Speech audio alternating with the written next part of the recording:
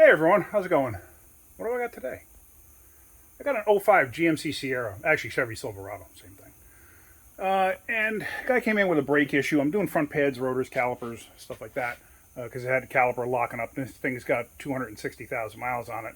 At that kind of mileage, even though one side's locking up, if you want me to do it, I'm doing both sides because they're original in the front. I'm not doing one side, and all of a sudden you're going to have a problem with the other side. I'm doing everything all in one shot. I've been down this road too many times to know the problems that are going to happen. So in the rear, this is a drum brake vehicle. GM went away on the disc brakes for a period of time. I'm not exactly sure why they went away from them, but they did, probably because they were having so many problems with stuff, especially in the Northeast, rusting up. And even down here in the South, I mean, I've seen quite a few with the rear rotors all rusted to all get out. But anyway, so let me just show you what I got. I'm going to be doing rear shoes, rear wheel cylinders, and rear axle seals. So I'm underneath the vehicle right now. Let me show you what I got. So here we are. Here's the rear diff. This is the right side. Now if you look, I already sprayed this thing down with brake clean. And if you look down there, you can see the puddle, or actually the stain, I should say, on the ground. That's an oil stain. Now if you look close up in here, like I said, I cleaned everything down. You could see, if you look up inside there at the seal, there it is. See if we can get a better shot of that. You can see all that grease and goo that's in there. That's because the axle seal is leaking. Also, that wheel cylinder, if you pull the boot back, it pours out. So it had brake fluid and gear oil and everything else all on this side. Plus, if you look close, you can actually see there's almost nothing left to the brake shoe material itself. I think this side actually might be worn down a little bit more. But we are going to be doing, even though this side's not leaking, we're going to be doing this side also. Yeah, look at that. Look how close this side is. There is almost nothing left of the material. It's pretty well worn out. So, but what we're going to do is we're going to be doing both sides. Considering the mileage and everything else, I do everything in pairs. I will never do wheel cylinders one on one side and just leave the other one alone. I never do stuff like that. I got into a fight one time with a warranty administrator, the warranty guy from GM. The guy who would come around the rep or whatever the heck he was called. And because we were having an issue, I forgot, I think it was the Pontiac Transport van. And it could have been a Pontiac Aztek too. It's the same basic vehicle. And we were having a problem with them, and it was a known problem that they were having with wheel cylinders leaking. Usually you get one side leaking or the other, whatever. And I got into an argument with him about changing both sides. And he was saying, oh, well, if it was your car, would you change both sides? Because we're paying for this. Why should we pay for both sides? I said, well, here's the thing. If it was my car, yeah, I would do both sides. And yes, I would pay for it. Because it's the right thing to do. I don't want to have one new one on one side and one old one on the other side. It'd be like replacing one rotor and not the other. I mean, it's absolutely ridiculous. Why would you do that? I never do stuff like that. I do it, like I said, I do it the right way. So, anyway, that basically boils down to, yes, I'm going to be doing wheel cylinders on both sides. So now to do this job, you got to get the axles out to change the seals. So how do you get the axle out? Well, you got to start by draining the diff, and you got to take the cover off. I don't know if this is a Posi or not. I don't think it is. Oh, maybe it is. Yeah, I think it actually is. I don't even know what they call it. They call it a flying wedge. It was just, to me, it's a stupid design. It's prone to breaking. They make it out like it's some kind of a great system, but it might have, it might not. We're going to find out. It doesn't have any tags on it, diff, so we're going to see. This one does not have a drain. Some of them actually had a drain here, but this one does not have it. So we're going to be popping that cover off, and we're going to take a look inside and see what we got. Once we do that, then we're going to get the axles out and go from there. Actually, if you look at the back of this backing plate, you can see all the stains from all the oil, whereas this side is actually dry. I didn't spray brake clean on the back of this to clean that up yet. I'll do that once I'm done. But yeah, so let's go ahead and let's get this cover off. I got all the bolts out, except I got that one hanging out in there. It's loose, but it's just hanging out in there. You can see it already started to drip. What I did was I moved the parking brake cable, the brake lines and stuff like that. I had to loosen up this retainer here for the brake line. This way I can move that up and out of the way. Now, when you go to take a cover off, usually, not all the time, but usually, since it's actually starting to drip, give it a light wrap to the side, like this. A lot of times, I don't know if you heard that, it'll actually start to break the seal free, and you see it starting to leak out. And what I'll do is I'll let it just drip out and leak out like that and, until it's empty. It'll take a little bit, but it'll do that. This way you don't make a gigantic mess. You go to pry bar and all of a sudden, you know, it breaks free and you get fluid gear oil everywhere. And if you know anything about this stuff, gear oil stinks. It's got a nasty smell to it, and it stays with you. It stays on your clothes and everything else. It's just kind of nasty. So just something to consider. All right, so let's get this out. Let's get this off and see what it looks like inside. So I got the cover off, and it is that weird posiitraction system that GM uses. I don't like it. I think it's garbage. Some people love it. I mean, if at very, very, very slow speeds, if you can get the system to lock, like if you're on ice or something like that and one wheel starts to spin, this thing will lock, and it works very good because it'll actually lock the differential together. I think it's trash though. I've actually seen a truck blow the differential apart on the lift because they were spinning it up, trying to like find a noise. You had to spin it up like 50, 60 miles an hour. Only one wheel spun, and then all of a sudden this idiotic design kicked in and it locked and it blew the differential into pieces. I've seen it on a Camaro before, more than once. Actually, I think probably seen it 5 times now. On not the latest body Camaro, like up to the point where they stopped making them, which was a 2000 something, like that whole era from like the IROC Camaro up to like the point where they stopped for a while. They were using this in there, and I've seen a number of those things actually split the case in 2. I don't know how you would think that's a great design. To me, it's terrible. Let me just show you. So here, if you're looking in there, now imagine this. Look at the size of this differential. Look at how tiny that thing is. I mean, come on. These things are spring-loaded weights, and if you look, what I'm going to do is I'm going to come to the side. I'm going to just spin this one axle. See how that thing spins? So if you spin it fast enough, those wedges, those weights come out, and it'll actually lock the thing together. Now, if you look, those are, actually, let me get a pointer so you can see this a little better. Hang on one second. Now, over here, if you look closely, this is actually a gear, and that's another gear there. And that's what spins that whole assembly. Now, if I could spin this side, let's see. Yeah, see that? See how that works? And now, like I said, this, see that? It's like a wedge that comes out. That wedge will apply to the inside here and spread out the 2 spider gears, the inner spider here and the inner spider here, the one that's on the axle. And these are clutch packs in here. So that thing will wedge that whole thing together to give you posiitraction, or even like lock the thing together. Like I said, I think it's terrible. I don't know if they still use this, but to me it was just junk. To blow the differential into pieces on the lift because of this, that's insane. But anyway, I've seen these things where they split the case here, the actual differential case. I've seen it where they split the housing in 2. So I would never use this thing on anything performance related. If you're going to do like a rock crawler, maybe this would work great. But there again, it's like I don't understand the reasoning for using it on something like this, especially up north where you're going to hit patches of ice and stuff like that. I wouldn't want this in my vehicle, that's for sure. Almost goes back to when GM had the Trailblazer and stuff like that, and they used that 4.2 in it. Why do you need a motor that starts making power at 4,000 RPM and red lines at 8,000 RPM in an SUV? Don't you want low-end power? Makes no sense. This design makes no sense. But whatever. I'd rather have an open diff than this, to be honest with you. Much rather.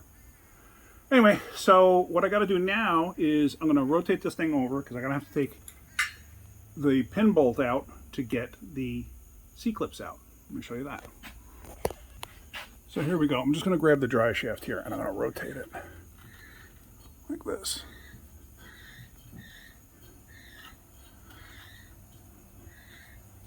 And here's the other side of that, and you can see it's pretty well open.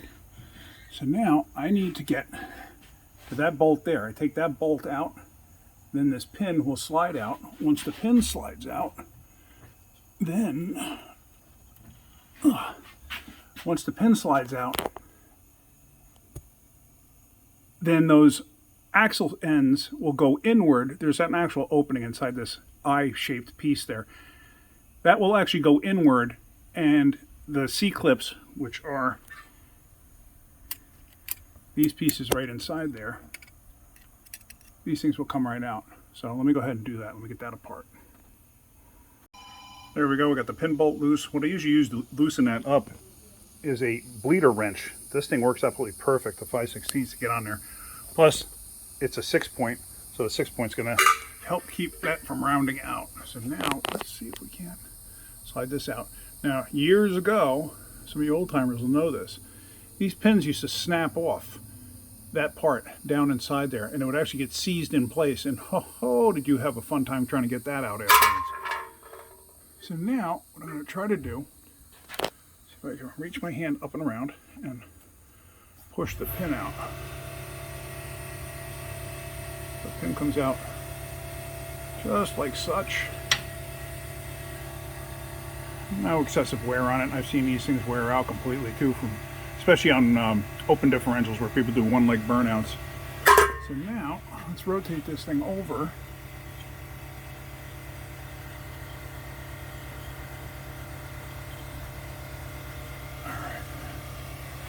So now, how do you get those out? Simple.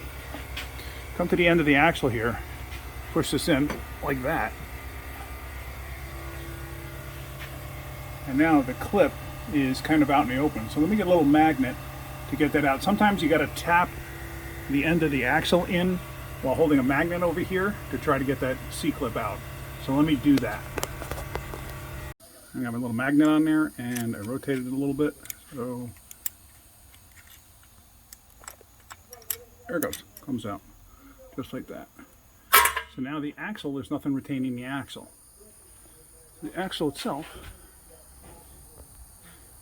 slides right out. First thing you want to do is you want to look at this end here. This is where the axle bearing sits. Because if there was any wear on it, then I would have to either replace the axle or get a repair bearing. And if I did see wear on it or any type of pitting, then I would be replacing the bearing too that's in there. So let me do the other side, get that apart. And there we go. Got this side axle out, and I just got to slide it completely out. And you can see that seal has just got goo all over it. That's from leaking. And it's like I said, we're going to do both sides. But now when it's apart, it's just much easier to do the brakes at this point in time because I don't have to deal with the hub flange here. So the wear on this looks perfectly fine. It looks good considering it's got 260,000 miles on it. I'll just clean it up with a rag and go from there. There you see, I got both axles out. And what I'm going to do is, show you real quick. I'm going to take a chisel and go right on the edge in between the housing and the seal. And I'm going to peen the seal in. I'm going to do that all the way around for probably half, maybe 2/3 of the way around. And once I fold the edge over, then I'm going to knock the seal out. I could use a seal remover. Let me actually show you that while I'm thinking about it. So here's a seal remover. And what you would do is you would put it in there and you catch the back side of the seal and use it like a pry bar, and the leverage here would actually rip the seal out. The reason I rarely use this thing, unless I really have an issue where I need to use this, I don't use this at all if possible. The reason being is this end here, I've seen it, I can't tell you how many times, I can't count how many times I've seen it. It'll actually gouge the inside of the housing.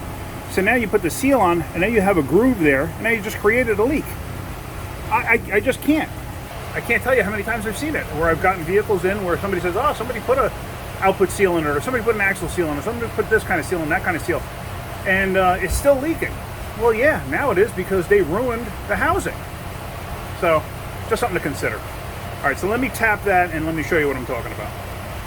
There you go. So see that? That's just starting to fold over. And like I said, I'm going to do that all the way around to this other side, and you do that and it helps release the tension from the seal. And like I said, I do this instead of the seal puller because this thing will, this way won't do any damage to the surface where the seal actually sits into the housing. So let me do the rest of this. As you can see, it's not too pretty, but that's, who cares? It's not supposed to be pretty, it's supposed to be replaced. Now I'll just take my big pry bar like this, just stick it in a hole there.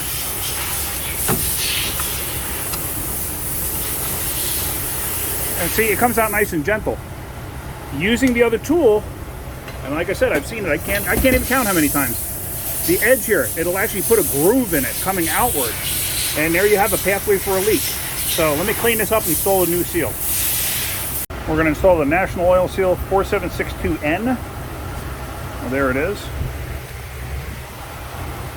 Now, what I've done in the past, when somebody's gouged the housing, I'll put silicone around the edge of this all the way around, that gray RTV, and that helps to clean it up, or not clean it up, but fill in the gap, so to speak. So now I'm just going to lay this on here like that, and now I'm going to take a seal installer, just an old school regular seal installer, a race installer rather. Sorry, I called them seal installer. It's a race installer, and just go in with the flat end, just tap it in place. And as you can see, I'm not quite square on there. I'm off a little bit. So what I'm going to do is I'm going to go basically just on the edge here, over this way a little bit, and just tap it lightly and center it, and then just drive it in. And there you go. Piece of cake, nice and easy. Got that in place. So now I'm going to replace the brake shoes and wheel cylinders. The brake shoes on this is just like a big loaded spring that goes in this way, this horseshoe spring. And what you got to do is you got to get a screwdriver in there to pry that thing out. I don't think I have a screwdriver handy right at this moment. Let me go grab one. So reasonably simple. You just get a big screwdriver, put it in here like this, and pop it like that. Now you can see how much that thing moved. This thing's under quite a bit of load, this spring. So let me do this side. So now you can actually get the shoes off relatively easy. You just have this one spring up here to contend with. For some reason, I can never figure it out. Let me pull this adjuster out, and I want to show you something that I do not understand why GM does it. I've yet to figure it out, but let me get this apart and show you. Really not a big deal. Like I said, just take that spring off. This whole thing just comes apart at that point. So there we go. I got the one shoe off. This is also like the hold down spring too. It puts a lot of tension that way as well as that way. So yeah, the one thing I wanted to show you was this on the adjuster. I don't know why GM does this. The adjuster sits in this position, and it has this piece here. So if you try to go in from that side to adjust it, you have a tendency to hit this thing, and you've got to be very fine to get on the edge of that to actually adjust it, because otherwise you're hitting this flat plate. It's such a pain in the neck. I do not understand the reasoning behind that. It's like you leave a window there to adjust it, but then you block it so you can't adjust it. This one actually lets the teeth protrude a little bit, but it's like I don't understand the point of it at all. So whatever, I just wanted to show you that, because if you ever try to adjust the brakes on this, on one of these, and you're just having a problem, this is probably why. You got to go in with like a finer screwdriver or something to get to the adjustment. So it adds aggravation. I don't understand the reasoning. I think I said that a few times. Okay, so let's completely get this apart and go from there. Yesterday I'd gotten sidetracked after I started getting that thing apart, the brakes on that one side, and I actually got it completely assembled now. So what I'm going to do is I'm going to show you on the other side the little nuances involved with it. It. Let me just show you this. So there it is, it's all back together. But yeah, I'm going to show you the little nuances with it. I mean, I showed you everything with the adjuster, the springs themselves. So I guess really the only thing I wanted to show you was really with the parking brake arm and stuff like that, because it's built in with the shoe. You can't transfer this arm over. You actually get the new shoe comes with it. Let's see. Yeah, here, I can show you the old one. So that's what it looks like. And there's a procedure involved in doing this. So let me show you that real quick. So here you see it is all assembled. So now what I'm going to do is I'm going to disassemble this whole thing. If you look underneath here where the parking brake cables are, I disconnected them. I pulled everything apart. Basically, if you pull out on the cable, all the way up there, you see the vice grips? What that does is the parking brake assembly itself is self-adjusting. As long as the pedal's in the off position, it's like completely up as far as it'll go. If you grab that cable and you pull down on it, it will actually stretch it out, pulling away from the adjuster. And you do that till it stops, and you can get a pair of vice grips, put it on the cable. I know I'm going to hear some slack about this.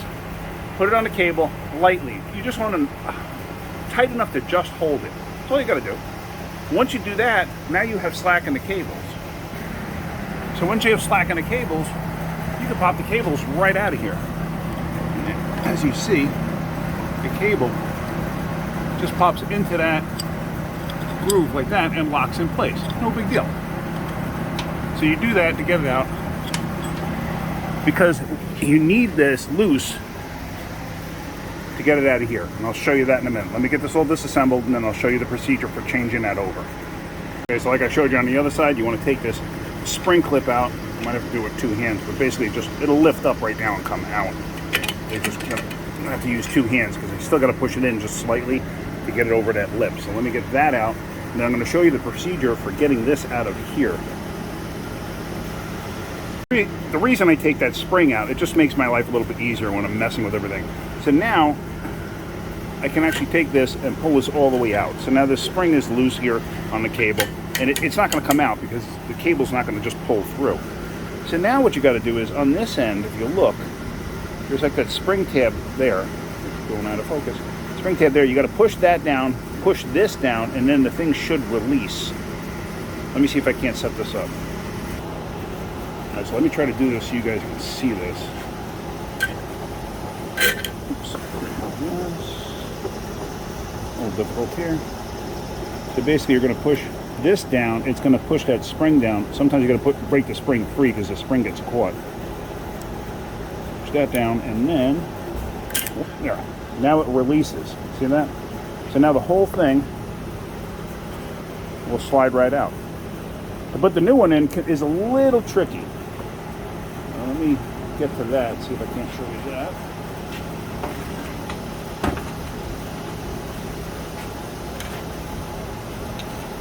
So now here's the new one, and basically what I'm going to do is I'm going to take a pair of vice grips and go on the other end of the cable. Go right there. I'm going to leave the cable hanging out. I'm just going to use a pair of small vice grips, and it's not clamped down a lot. It's very slight, so it's not going to damage the cable, but it's just enough to hold it. It's just enough to hold it. So now let's go back to here. See if I can't show you how to do this.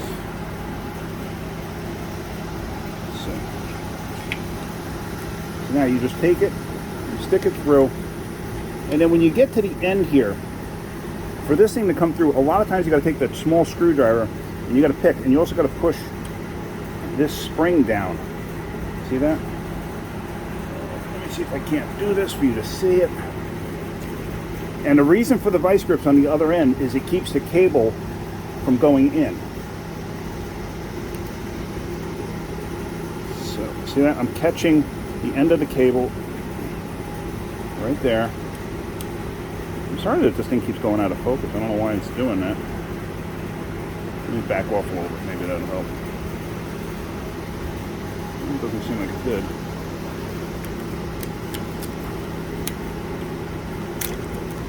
So it's a matter of getting that to come through. Can be a pain. Oh, there it goes. So now it's through.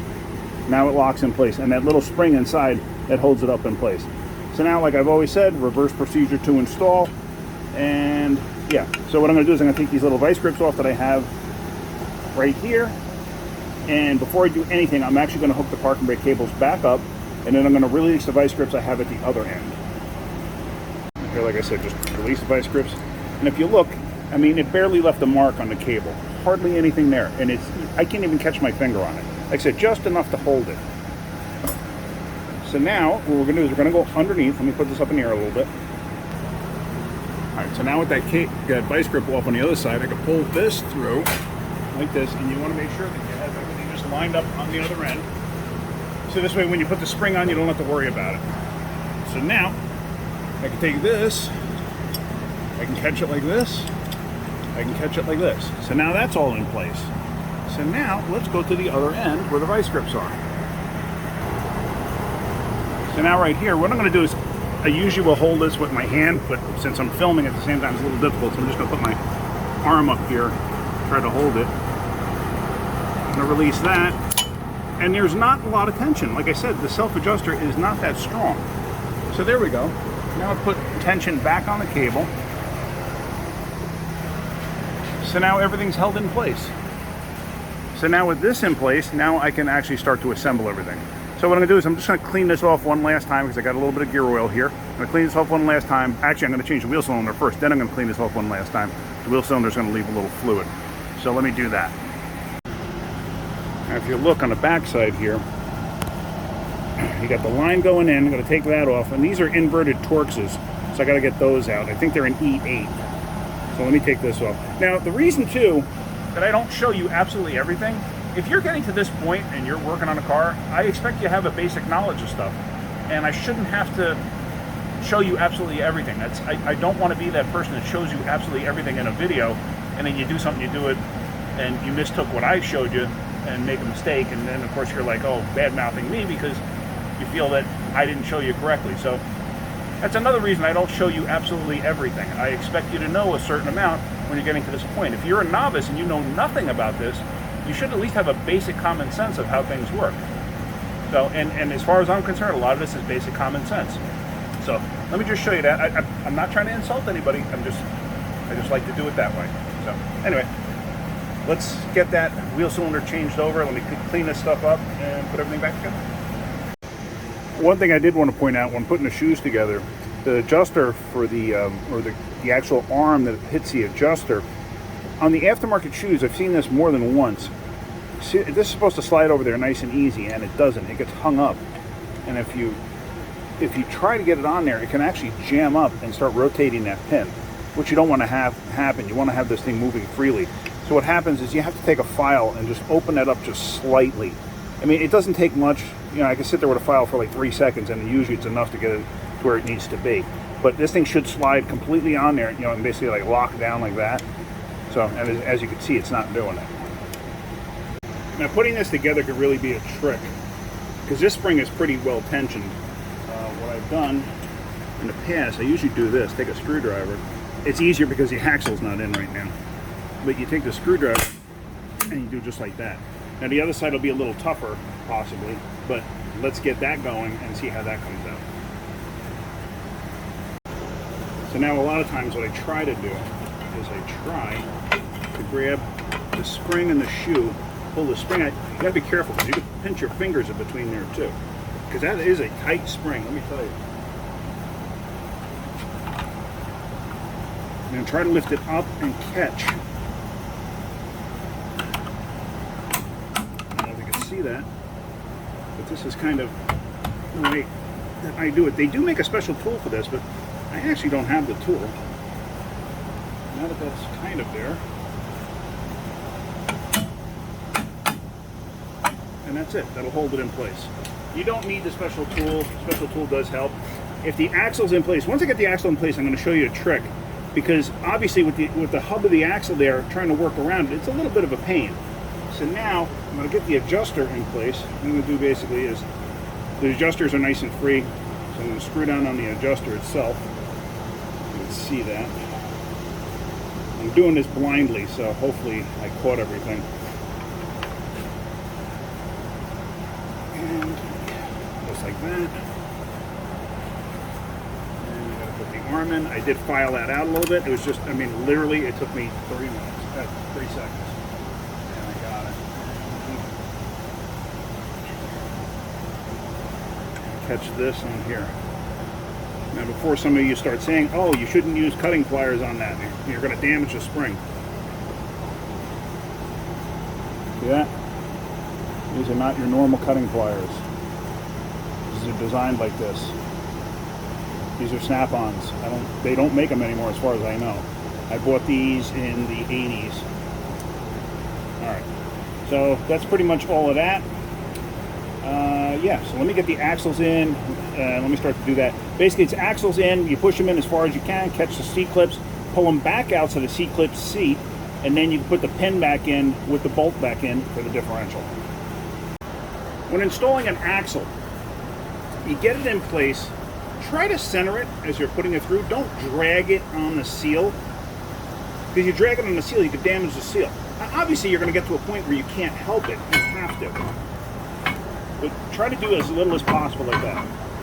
You get this in, it's going to catch the spiders, and once you do, sometimes it's a pain.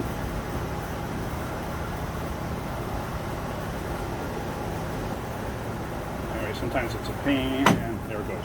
And like I said, bottom it out, this way you can catch the C-clip. Alright, so now the axles are in, and here's your C-clips. you can see there's quite a bit of wear on this from, like I said, this thing's got 200 and something thousand miles, 260 I think it is. But anyway, it doesn't really matter which side these go on. If you're doing anything else, it does matter. Like if you're taking it apart and you got bearings out and bearing caps and stuff like that, make sure you put them in the right spot. Anyway, so when you go to put these in, sometimes they will not go in because I don't know if you could see that. The axle itself, let's see if I can focus in on that. You can see the groove for the C-clip is a little bit behind the spider gear. So sometimes what you got to do is you got to get this like just partially caught, and then sometimes you got to tap the axle itself inward, or sometimes you got to tap the C-clip to get it in place. So let me see.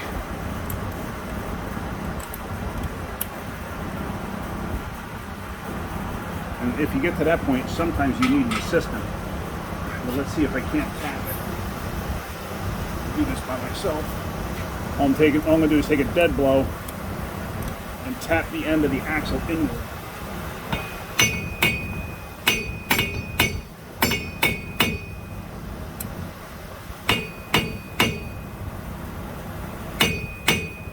Yeah, I'm going to probably need an assistant to do this because it's just not going to go for me.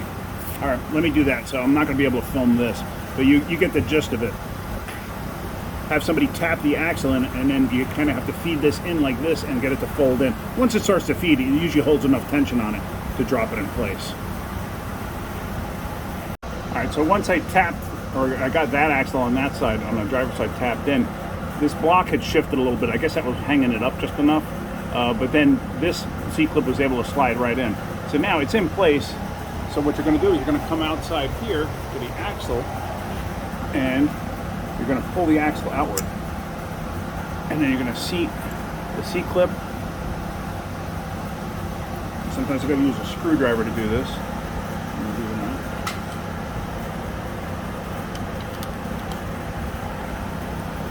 Here we go.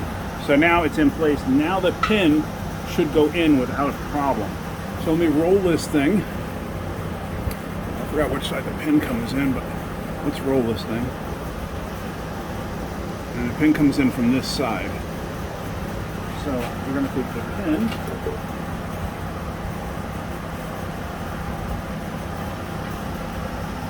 we're going to stick the pin up inside.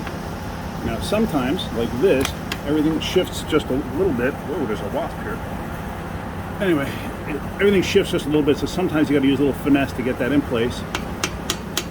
You know, it's not going all the way up. So we're just going to, I don't have a brass hammer handy. I'm just tapping lightly. You don't want to beat that thing to death to try to get it in place. As you saw, I just tapped it lightly. I do have a brass drift right here though. But anyway. So now you catch the pin and you tighten the pin. You don't have to go Godzilla on the pin. I think it only calls for like 12 to 22 foot-pounds, or no, not even that. I think it's 12 foot-pounds, 7 to 12 foot-pounds, but whatever. You just make it tight like you would a spark plug, and that's fine. So here we're going to use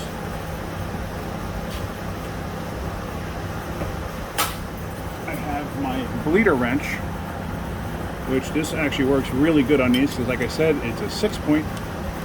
So the 6-point will grab it nicely, and that's tight enough. That's not going to go nowhere. Differential's full of fluid. So the last final thing I wanted to show you real quick, because I got the axles in, obviously the covers on, everything else. What I wanted to show you, remember I said when you have the axles in, you have that hub right there. There's another way you could do this. With that spring, it's kind of difficult to do with the screwdriver. Let me just show you real quick. I'm not going to physically do it, but I'm going to explain it. You put the studs 12 and 6 here. This way you have the opening here.